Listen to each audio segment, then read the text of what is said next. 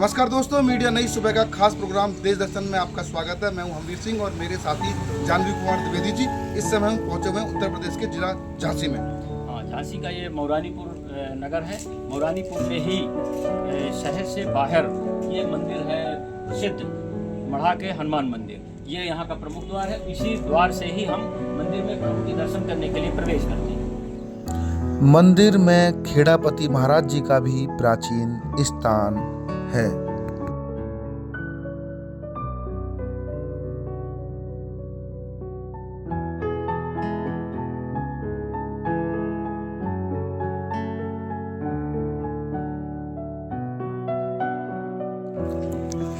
यह सिद्ध स्थल लगभग 700 साल प्राचीन है।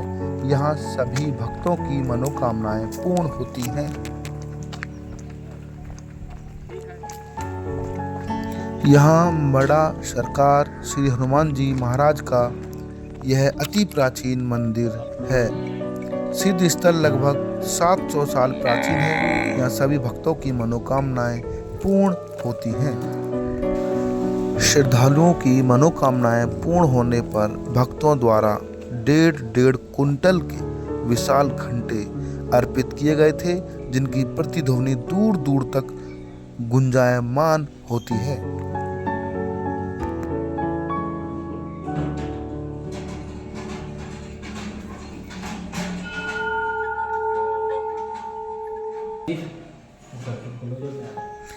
परिसर के दूसरे मंदिर में श्री अम्बे माई विराजमान हैं, जो दिन में 3 बार अपना स्वरूप बदलती हैं।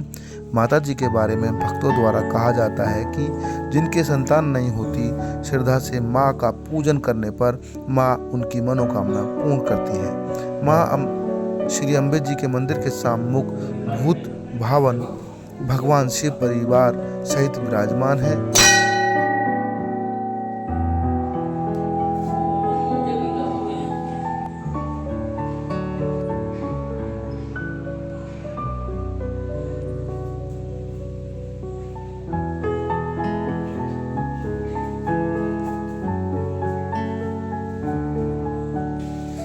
यह पूज्य गुरुदेव का अखंड धुना एवं पूजा स्थल है।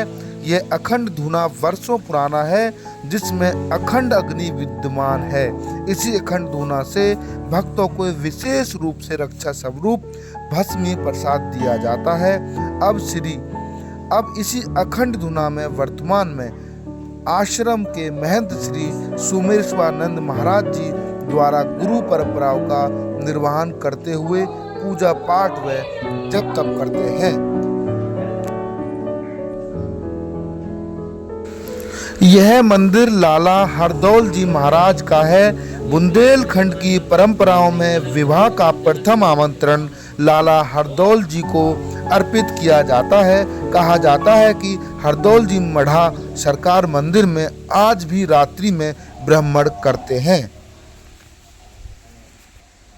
यह समाधि स्थल पूज्य गुरुदेव ब्रह्मलीन श्री महंत गुरु जोगेश्वरानंद जी महाराज का है। सन 1950 से 2009 तक पूज्य गुरुदेव जी द्वारा मढ़ा सरकार मंदिर में घोर तप साधना की गई थी।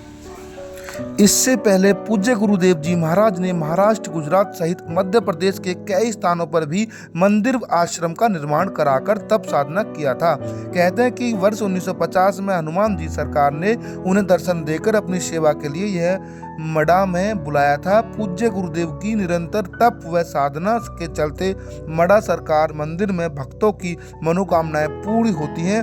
पूज्य गुरुदेव जी के शिष्य श्री महंत सोमेश्वरानंद ब्रह्मचारी बताते हैं कि गुरुदेव ने अपने ब्रह्मलीन होने से 3 महीने पूर्व शिष्यों व भक्तों को तिथि एवं समय से अवगत करा दिया था। अपने वचनों के अनुसार पूज्य गुरुदेव समस्त भक्तों को आशीर्वाद देकर एकादशी की मध्य रात्रि 12 बजे ब्रह्मलीन हो गए थे। आश्रम में गौ सेवा की वर्षों पुरानी परंपरा आज भी जीवंत है। महंत श्री सोमेश्वरानंद ब्रह्मचारी जी प्रतिदिन गायों की सेवा करते हैं। गौशाला में इस समय लगभग 50 गोवंश पल रहे हैं।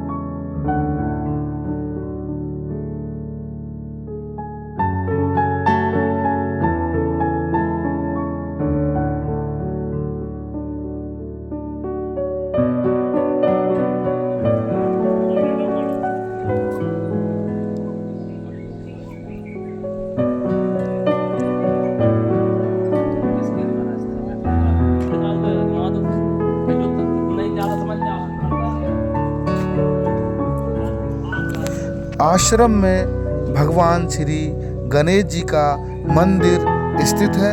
रिद्धि सिद्धि के दाता भगवान गणेश जी सभी की मनोकामनाएं पूरा करते हैं।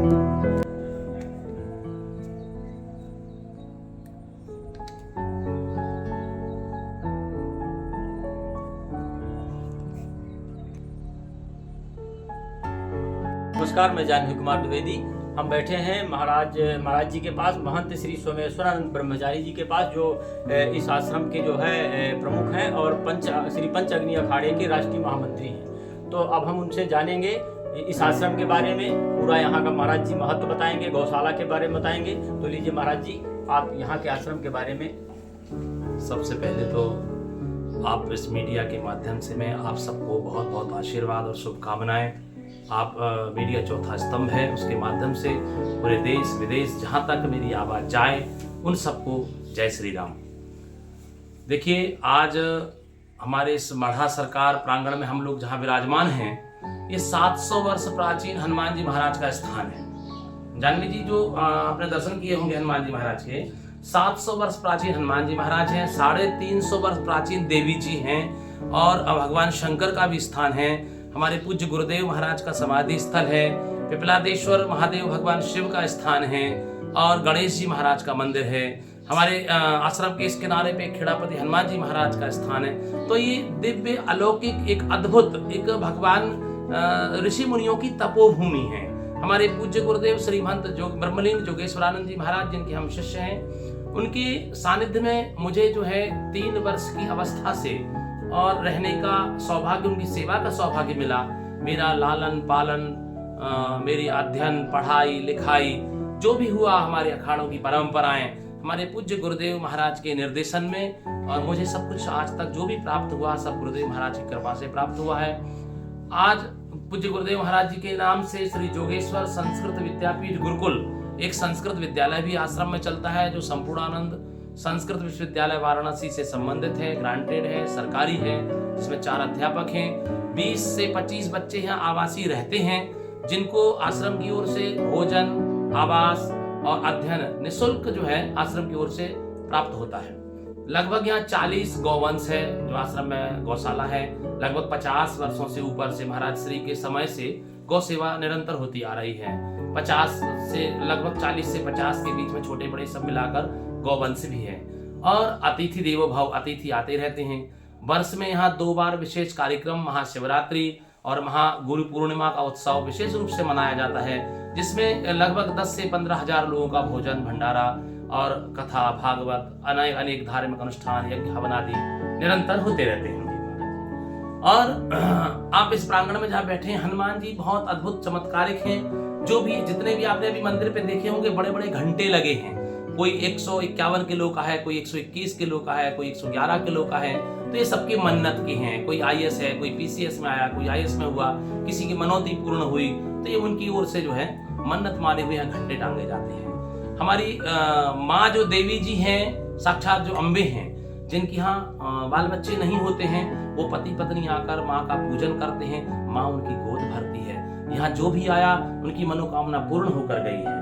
तो निरंतर बस आप ये देखिए कि आज मुझे लगता है कि आपके माध्यम से क्या है कि आज जो जमाना है सबको जानकारी होना चाहिए। तो आज के समय में, जैसे पहले प्राचीन समय में जो ऋषि मुनि तप करते थे, तो वो ऋषि मुनि जो है एकांतवास जो है प्राप्त करते थे। तो हनुमान जी महाराज का सानिध्य, हमारे जो पूज्य गुरुदेव ब्रह्मलीन श्री महंत जोगेश्वरानंद जी महाराज जो थे, उन्होंने 2009 में शरीर छोड़ा था और सन 50 में वो यहाँ आए थे।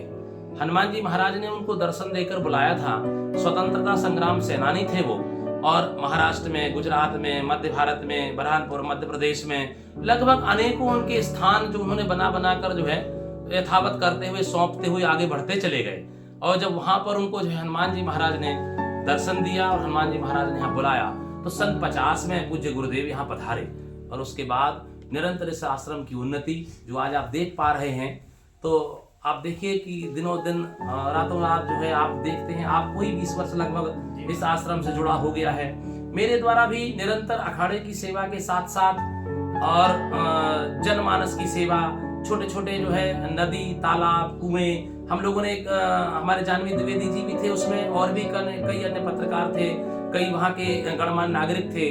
मैंने लगभग 2015 से केन नदी का पूजन किया, बुरागढ़ जाके बांदा क्षेत्र में, झांसी, ललितपुर, जितने भी ये क्षेत्र हैं हमारे बुंदेलखंड के, तो हम लोगों ने साथ मिलकर नदी, तालाब, पोखरे, इनका जो है काफी उसकी योजनाएं बनाई, काफी कार्य किया, काफी जो है लोगों को एकत्र कर कर पर्यावरण के बारे में हम लोगों ने छोटे छोटे जो है सभाएं कर कर उनको संदेश दिया। एक बार तो हम लोगों ने वृक्षारोपण, बृहद वृक्षारोपण करके एक रक्षाबंधन का कार्यक्रम भी किया था, सारे वृक्षों को राखी बांधने का भी कार्य किया था। तो इस आश्रम के द्वारा और हमारे द्वारा तो हम नहीं कह सकते, आप सबके सहयोग से, आप सबके साथ मिलकर मेरे द्वारा भी अनेक धार्मिक आयोजन कार्यक्रम होते रहते हैं और निरंतर ऐसे ही होते रहें। आप मीडिया के माध्यम से मैं केवल ये कहना चाहता हूँ कि जितने जहाँ तक आप इस चैनल के माध्यम से जहाँ तक ये इस आश्रम के बारे में, भगवान के बारे में जानकारी हो, क्योंकि हम साधु हैं, साधु परंपरा में, सनातन धर्म में हम रहते हुए हमारा कहीं ना कहीं धर्म भी है और कर्तव्य भी है, हमारी कृतज्ञता भी है कि हम भगवान के बारे में, धर्म के बारे में, आध्यात्म के बारे में, संस्कृति के बारे में, पर्यावरण के बारे में, राष्ट्र के बारे में, राष्ट्र चिंतन के बारे में हम आप सबको अवगत कराएं। तो ये हम अपने कार्य को पूर्ण रूपेण करने की सदैव जो निरंतर इसी में लगे रहते हैं। इसी कामना के साथ आपको बहुत बहुत साधुवाद, बहुत बहुत धन्यवाद। और मीडिया के माध्यम से हम आप सबको बहुत बहुत आशीर्वाद प्रदान करते हैं। आपका चैनल के माध्यम से सबको ये जानकारी प्राप्त होती रहे। यह परिसर सत्संग भवन बनाया गया है और ये माननीय उमा भारती जी के द्वारा इसका निर्माण किया गया है, संसद निधि के द्वारा। यह विश्रामालय है, भक्त लोग आते हैं यहाँ पे विश्राम करते हैं और इसका निर्माण माननीय श्री बिहारी लाल आर्य, जो कि अभी महापौर हैं झांसी के, उनके द्वारा निर्माण भी कराया गया था जब वो पहले विधायक थे, और इस समय महापौर हैं, उनके द्वारा इसका लोकार्पण किया गया है। ये भक्तों के लिए जो रोज प्रसाद बनता है, ये रसोई है और भंडार गृह है, ये सामने जो आप देख रहे हैं भंडार गृह है ये। और इसके ऊपर जो है ये पहली मंजिल पर ये छात्रावास है, जो यहाँ पे विद्यार्थी शिक्षा ग्रहण करते हैं संस्कृत महाविद्यालय में, तो वो छात्र यहाँ पर रहते हैं। आश्रम परिसर में श्री जोगेश्वरानंद संस्कृत विद्यापीठ गुरुकुल की स्थापना पूज्य गुरुदेव द्वारा काफ़ी पहले की गई थी। वर्तमान में यह विद्यालय संपूर्णानंद संस्कृत विश्वविद्यालय से मान्यता प्राप्त है और इस विद्यालय में छात्रों के लिए आवासीय सुविधा उपलब्ध है। आश्रम की ओर से विद्यालय में छात्रों को आवास, भोजन व अध्ययन की सुविधा निःशुल्क प्रदान की जाती है। विद्यालय में इस समय लगभग 40 छात्र शिक्षा ग्रहण कर रहे हैं।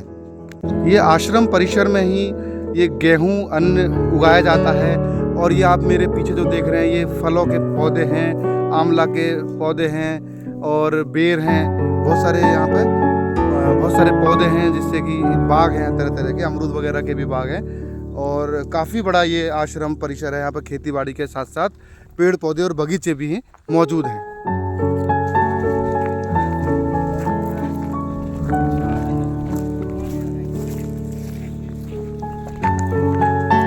यहाँ पर जितने भी दूर दूर से भारत के कोने कोने से भक्तगण जो आते हैं, उनको भक्ति के साथ साथ, भगवान के दर्शन के साथ साथ उनको प्राकृतिक लगाव उनको हो जाता है, प्रकृति के वो बहुत करीब आ जाते हैं। यहाँ का ऐसा माहौल है, ऐसे यहाँ के पेड़ पौधे हैं, सुंदरता है, प्रकृति है, साक्षात प्रकृति से वो जुड़ जाते हैं और अपना मन उनका आनंदित हो उठता है। जो एक बार भक्त यहाँ आ जाता है वो बार बार उसका आने का मन वहाँ करता रहता है। ये ऐसा दिव्य दरबार है, ऐसा यहाँ पे प्रकृति है, पेड़ पौधे हैं, बगीचे हैं और जो भी भक्त लोग यहाँ आते हैं वो काफी हर्ष महसूस करते हैं। ये जो आपको मैं दिखा रहा हूँ, ये सुंदर सुंदर ये बेर हैं और यहाँ पर कोई खाद यूरिया केमिकल वाले नहीं, यहाँ पर जितने भी फल हैं जैसे आंवला के भी लगे हुए हैं, ये प्राकृतिक अधीन गौशाला है और अभी बहुत जल्दी इस गौशाला का निर्माण होगा। और ये जो पीछे खेती आप देख रहे हैं ये आश्रम की ही खेती है, अन्न यहाँ पर पैदा होता है ताकि जो भी प्रसाद के लिए भक्तगण बहुत दूर दूर से आते हैं उनके लिए यहीं का आश्रम का ही शुद्ध देशी जो प्राकृतिक खाद होता है गाय का गोबरों के द्वारा, उसी का ये इसमें खाद डलता है। ये जो परिसर आप देख रहे हैं यहाँ पर दूर दूर से भक्तगण जब आश्रम में आते हैं त्योहारों पर, तो यहाँ पर विश्राम करते हैं। इन कक्षों में काफ़ी सुविधाएं महाराज जी ने अंदर दे, जितने भी परिसर बने हुए हैं यहाँ पर, ये इस तरीके से उनके लिए विश्राम करने के लिए ये व्यवस्था की गई है। और ये काफ़ी अच्छा आश्रम है और बहुत बढ़िया यहाँ पे विश्राम के लिए व्यवस्था की गई है। सामने ये बाथरूम बनाया हुआ है भक्तजनों के लिए और ये विश्राम कक्ष है। इसी तरीके से ये कई रूम बने हुए हैं और यहाँ पर विश्राम कर सकते हैं। ये गौशाला है, अंदर में गाय अपना रहती हैं। यहाँ पर चारा वारा भी डाला जाता है। और ये प्राचीन कुआं है जो आपको मैं दिखा रहा हूँ आश्रम के अंदर। ये बहुत ही प्राचीन कुआं है आपको जो दिखा रहा हूँ मैं, बहुत ही प्राचीन कुआं है ये। और ये दूर दूर तक जो आप खेती देख रहे हैं ये आश्रम की है। और यहाँ पर देखो ये बेल पत्तर का पेड़ है, यहाँ बेल पत्तर भी मिलते हैं। और ये पूरा प्राकृतिक माहौल यहाँ पर है, आपको बहुत अच्छा आनंद आएगा यहाँ पर आने के बाद। ये जो आप खेती देख रहे हैं ये आश्रम की ही दूर दूर तक खेती है, बाउंड्री आगे तक हो रही है। जो दूर बहुत खजूर का पेड़ आपको दिखाई दे रहा है, ये सब आश्रम का ही हिस्सा है। मैंने आज आपको बहुत ही प्राचीन और बहुत ही दिव्य आश्रम के दर्शन कराए। और आज के प्रोग्राम में देश दर्शन में हमने प्रयास किया आपको बहुत कुछ दिखाने का, ताकि आपको यहाँ देख करके आपका मन करे कि हम भी इस आश्रम के दर्शन करें, भगवान हनुमान जी के दर्शन करें, महाराज जी से मिलें। और यहाँ की प्राकृतिक जो दृष्टि से हमने जो देखा, जो आपको दिखाने का प्रयास किया, जो आपका मन प्रसन्न हो जाए, आपको लगे प्राकृतिक से आप डायरेक्ट जुड़ जाए। जी जानवी जी, आप भी कुछ बताइए दर्शन। हमीर जी ने आपको बताया ही, यहाँ चारों तरफ हरियाली फैली हुई है। इधर भी आप देखेंगे, पहले यहाँ भक्ति का आनंद भी है, आपके साथ प्रभु के दर्शन है। और इसके बाद प्रकृति चारों तरफ फैली है। महाराज जी हमारे साथ हैं, महाराज जी यहाँ के हैं। और यहाँ आने से अपने आप को एक बढ़िया शांति मिलती है और भक्ति भाव गए पर दर्शन होते हैं और शांति